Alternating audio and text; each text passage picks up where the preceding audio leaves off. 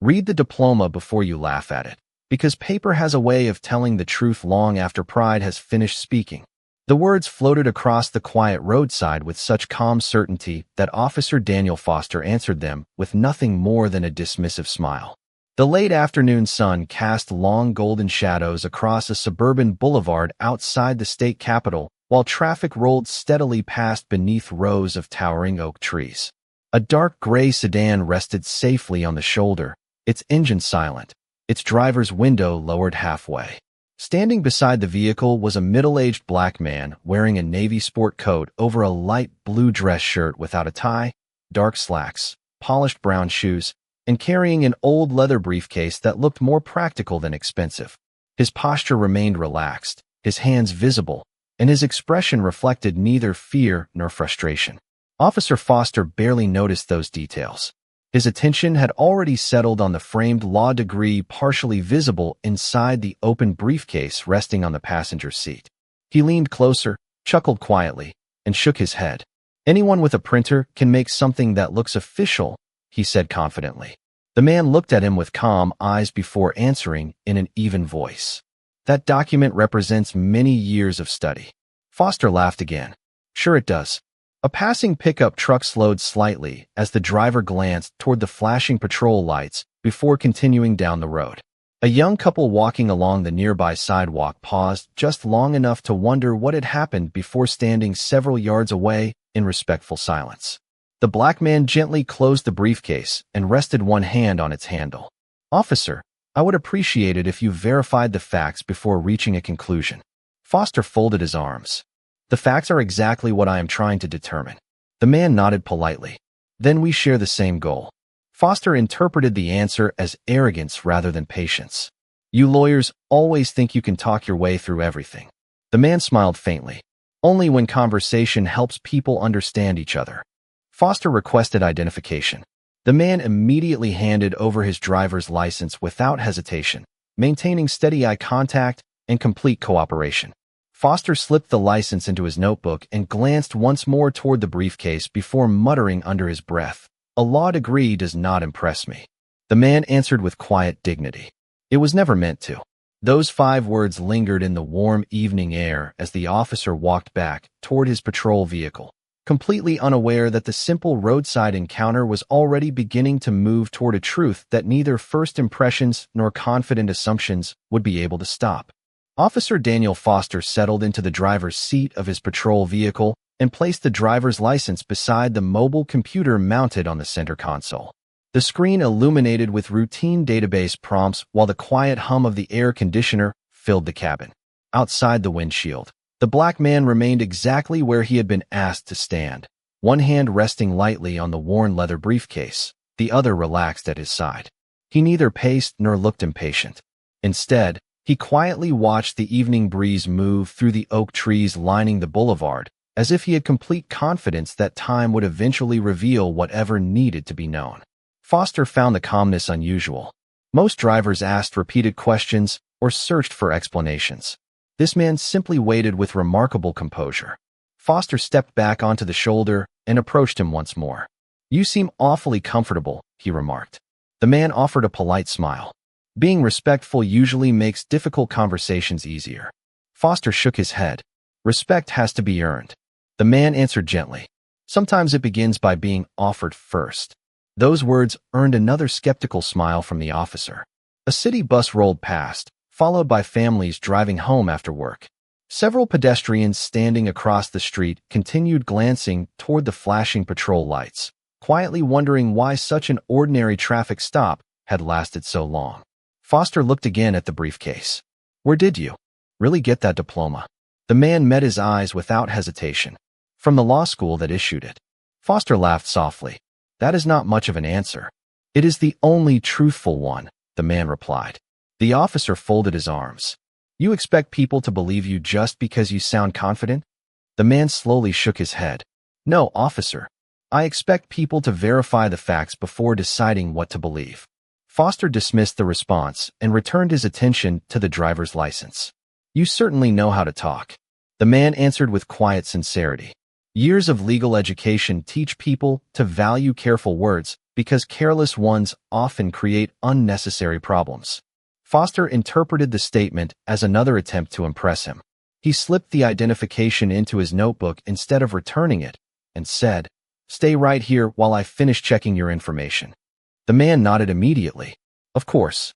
Without another word, Foster walked back toward the patrol vehicle, convinced that the quiet driver standing beside the gray sedan was simply another person trying to sound more important than he really was. Behind him, the man looked briefly toward the fading sunlight before whispering almost to himself, "Facts have remarkable patience. They always arrive, even when people do not expect them." Officer Daniel Foster returned to the patrol vehicle with steady confidence, convinced that the routine database search would expose another exaggerated story before the evening ended. He placed the driver's license beneath the scanner, entered the required information, and waited for the system to respond. The computer briefly displayed a loading symbol before requesting confirmation through a secondary verification process normally reserved for government credentials. Foster frowned. "That is unusual," he murmured, assuming the aging system had slowed down again. Outside, the black man remained beside the gray sedan exactly where he had been instructed to stand. The warm light of the setting sun reflected across the polished hood, while a gentle breeze carried fallen leaves across the shoulder of the road. He rested one hand on the leather briefcase and quietly watched traffic continue toward the city, showing no sign of impatience despite the growing delay. Another patrol vehicle arrived and parked several yards behind the first. Officer Melissa Grant stepped out and approached Foster with quiet curiosity. "Everything all right?" she asked. Foster nodded confidently. "Just checking a few things." He claims to have a law degree. Melissa glanced toward the man beside the sedan. "He has been cooperative?" Foster answered quickly. "Almost too cooperative." Melissa looked again across the road. "Sometimes that simply means someone is trying to help." Foster dismissed the observation with a shrug before turning back toward the computer. The verification screen remained open, requesting that he confirm the identification number one more time. "See," he said with a small laugh. "Even the computer does not know what to do with this." Melissa leaned closer without speaking. The black man quietly adjusted the handle of his briefcase before calling across the short distance in the same calm voice he had maintained from the beginning. "Officer, if the system requests another verification, I encourage you to complete it. Accuracy is always worth an extra minute." Foster looked up with visible skepticism. "You seem very confident in government databases." The man smiled politely. "I have learned they usually reward patience." Several passing motorists slowed as they noticed the second patrol vehicle, while a local newspaper delivery van stopped briefly at a nearby traffic light. The atmosphere remained peaceful, yet something about the prolonged silence caused even Melissa to study the computer screen more carefully. Foster entered the information a second time and pressed the confirmation key. The system paused longer than before, then began connecting to another secure state database unavailable during ordinary traffic stops. Foster stared at the monitor without fully understanding why a simple driver's license required such an unusual level of authentication. Beside the sedan, the man quietly looked toward the fading horizon and folded his hands across the top of the weathered briefcase, as though he had already seen moments exactly like this before and understood that the next answer would not come from confidence, but from verified facts. Officer Daniel Foster leaned closer to the glowing computer screen as the secure database continued processing information far longer than any ordinary driver's license inquiry should require. The loading symbol disappeared for only a moment before another authorization window appeared, requesting supervisor verification to continue. Foster frowned and tapped the steering wheel with growing impatience. "That has never happened during a routine traffic stop," he muttered. Officer Melissa Grant remained beside the open passenger door, quietly studying the screen without offering an opinion. Outside, the evening had settled into the peaceful rhythm that always arrived just before sunset. Long shadows stretched across the boulevard while the steady stream of commuters continued toward home. The black man still stood beside the gray sedan exactly where he had been asked to remain. He had not taken a single unnecessary step. The worn leather briefcase rested comfortably against his leg, and the faint smile on his face reflected neither confidence nor concern, only remarkable patience. Foster finally stepped back out of the patrol vehicle and walked toward him once again. You certainly seem convinced that whatever is in that computer is going to help you. The man answered politely. I simply believe verified information is more dependable than first impressions. Foster folded his arms. You keep talking like someone who teaches law. The man smiled gently. Sometimes experience encourages careful language. Foster looked directly at the weathered briefcase. That diploma still does not impress me. The reply came without hesitation. It was never intended to impress anyone. Education is supposed to prepare us to serve others. Melissa quietly watched the exchange, noticing that every answer remained respectful despite the increasingly skeptical tone. She spoke carefully. Daniel, perhaps we should finish the verification before making any conclusions. Foster nodded without taking his eyes off the man. That is exactly what I am doing.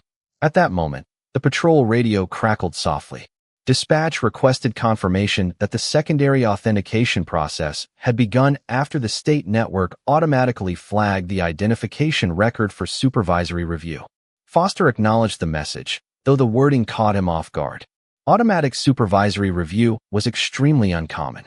Melissa exchanged a brief glance with him before quietly returning to the patrol vehicle. She carefully read the message displayed across the monitor, then looked back toward the calm man standing beside the sedan. The system had not produced an error. It had intentionally restricted access until higher authorization could confirm the identity attached to the record. Foster slowly drew a breath and reached for the microphone to request a field supervisor. Behind him, the man lifted his eyes toward the golden sky, where the last rays of sunlight reflected across the courthouse dome visible in the distance. He quietly adjusted the clasp on his briefcase and waited without speaking, knowing that within only a few more moments, the truth would no longer depend upon what anyone believed, but upon what the official record was prepared to reveal. Officer Daniel Foster remained beside the patrol vehicle with the radio microphone still in his hand as the request for a field supervisor was acknowledged. The reply came almost immediately. A supervisor was already nearby and would arrive within minutes. Foster lowered the microphone and looked once more toward the gray sedan. The black man had not moved.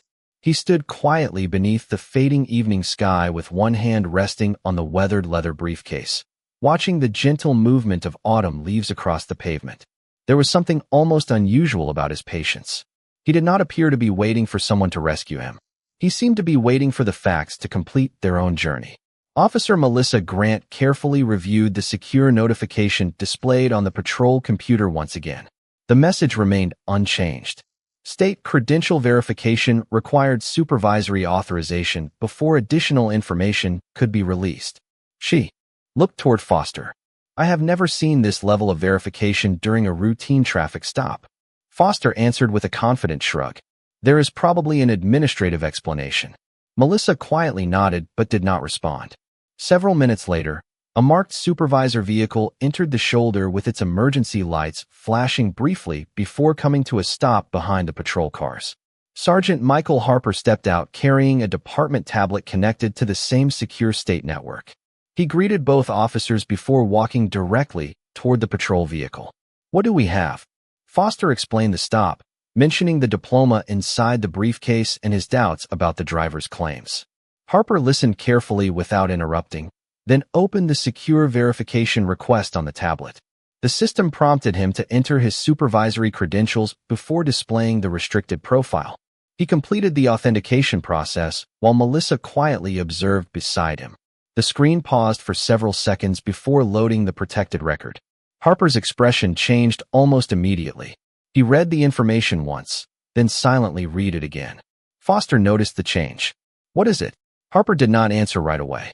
Instead, he compared the driver's license number with the official state record displayed on the screen. Every digit matched perfectly. Melissa leaned slightly closer and her eyes widened as she recognized the title appearing beneath the photograph.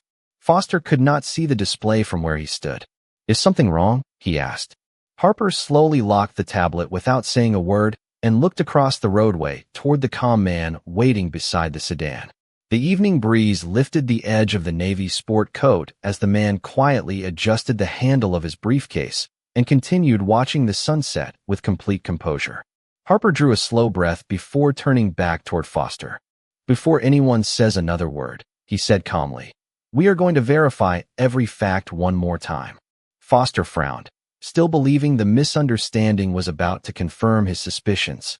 None of them realized that within only a few moments, a single official title would completely change the meaning of everything that had happened since the patrol lights first appeared behind the gray sedan. The evening settled into an almost perfect silence as the last orange light disappeared behind the government buildings on the distant skyline. Sergeant Michael Harper stood beside the patrol vehicle with the secured tablet still resting in his hands. He neither rushed nor spoke. The information displayed before him demanded certainty rather than speed. Officer Melissa Grant quietly verified the identification number once again using the secondary state database. Every field matched. Every credential aligned. Every security marker confirmed the same result.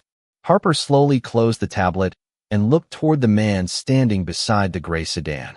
The calm expression had never changed.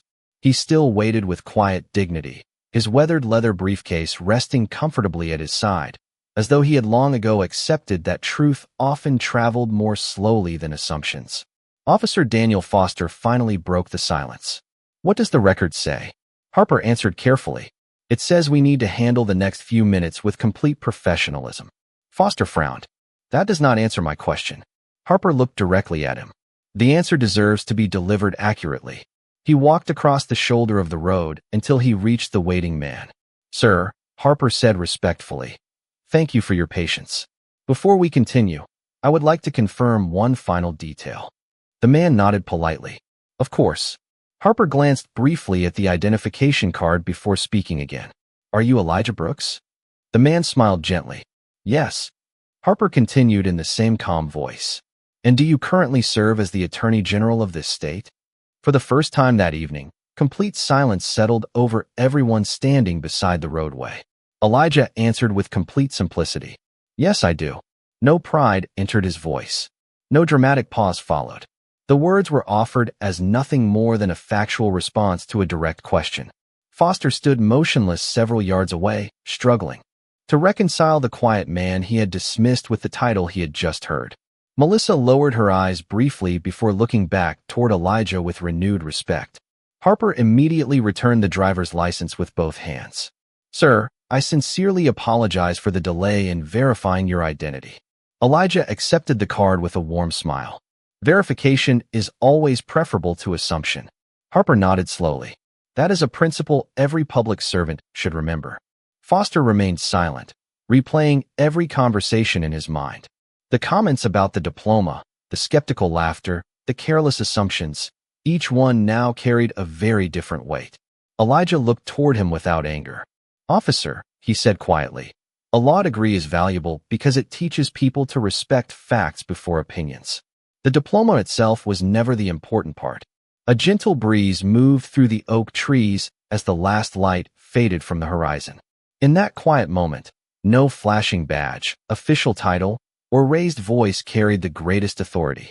Only verified truth remained, standing peacefully between two men whose understanding of justice had just begun to change. The roadway had become almost completely quiet as evening settled over the city. The flashing patrol lights still reflected across the pavement, but the tension that had filled the air only minutes earlier had changed into thoughtful silence. Officer Daniel Foster stood beside his patrol vehicle without speaking. Every confident assumption he had made now echoed in his mind with uncomfortable clarity. Sergeant Michael Harper closed the secure tablet and looked toward him with measured professionalism. "The verification is complete," he said calmly. "There is no uncertainty remaining." Foster nodded slowly, but the words offered little comfort. He looked toward Elijah Brooks, who had already placed his driver's license back inside the worn leather briefcase with the same quiet care he had shown throughout the encounter. Elijah neither celebrated nor criticized. He simply waited. Harper stepped forward once more. "Attorney General Brooks, I apologize for the delay and for the manner in which this stop unfolded." Elijah offered a respectful nod. "I appreciate your professionalism, Sergeant." Harper glanced briefly toward Foster before continuing. "Every report concerning this encounter will be reviewed according to department policy." Elijah answered softly. "That is all I have ever wanted." Procedures exist because they protect everyone equally when they are followed with integrity. Foster finally found his voice. "Sir," he began quietly, "I owe you an apology." Elijah turned toward him without the slightest trace of resentment. "Go ahead, officer." Foster lowered his eyes. "I saw your law degree before I saw you. I decided what kind of person you were before I verified a single fact. I believed my assumptions more than your words, and that was my mistake." Elijah listened without interruption. The breeze carried a few autumn leaves across the shoulder of the road, while passing traffic continued moving through the fading daylight. After several moments, Elijah spoke with remarkable gentleness. "The law teaches many subjects, officer. The most important lesson is not found in a textbook. It is learning that every person deserves to be heard before they are judged." Foster nodded slowly. "I understand that now." Elijah smiled faintly. "Understanding is valuable only if it changes tomorrow's decisions." Melissa Grant quietly watched the conversation, recognizing that neither rank nor title had become the most powerful force present that evening. Character had. Harper returned the driver's license once more out of simple courtesy, although Elijah already held it in his hand. Everyone shared a brief smile at the small mistake, and the tension dissolved almost instantly. Foster looked toward the weathered leather briefcase resting beside Elijah.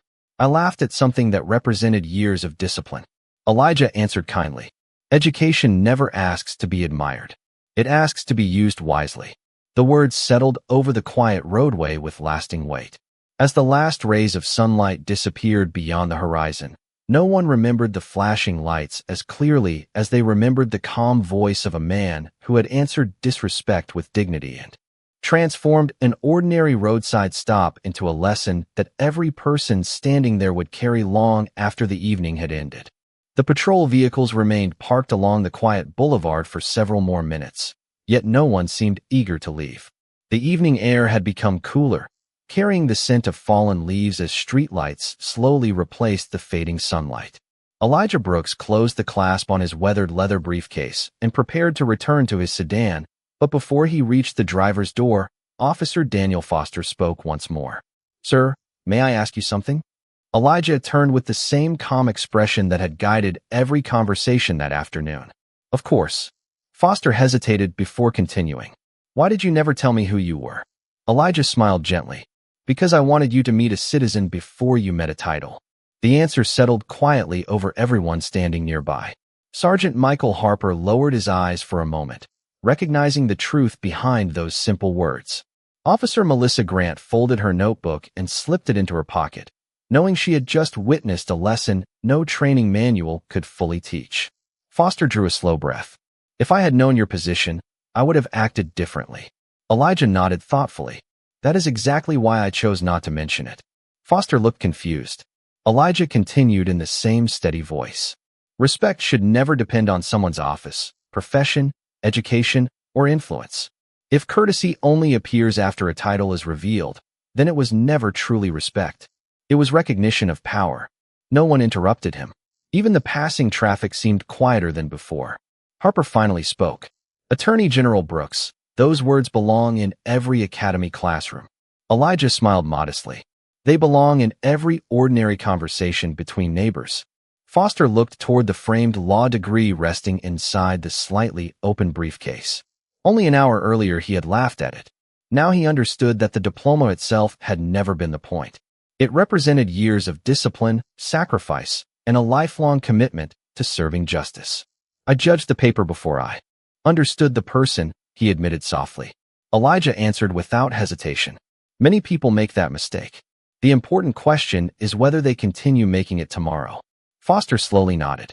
"I will remember this day for the rest of my career." Elijah extended his hand. Foster accepted it with genuine humility. The handshake lasted only a moment, yet it carried more meaning than every skeptical remark that had come before it. Harper thanked Elijah once again for his patience, while Melissa wished him a safe drive home. Elijah quietly entered the gray sedan, placed the leather briefcase on the passenger seat, and started the engine. Before pulling away, he lowered the window one final time. "The law earns public trust one respectful conversation at a time," he said warmly. Then he drove away beneath the glow of the streetlights, leaving behind a roadway that looked exactly the same as it had earlier that evening, yet felt completely different to every officer who remained standing there. Several weeks passed before the memory of that autumn evening finally settled into something quieter than embarrassment and far more valuable than regret. The maple trees lining the same suburban boulevard had turned brilliant shades of red and gold, and morning sunlight now spilled gently across the pavement where flashing patrol lights had once reflected against the gray sedan.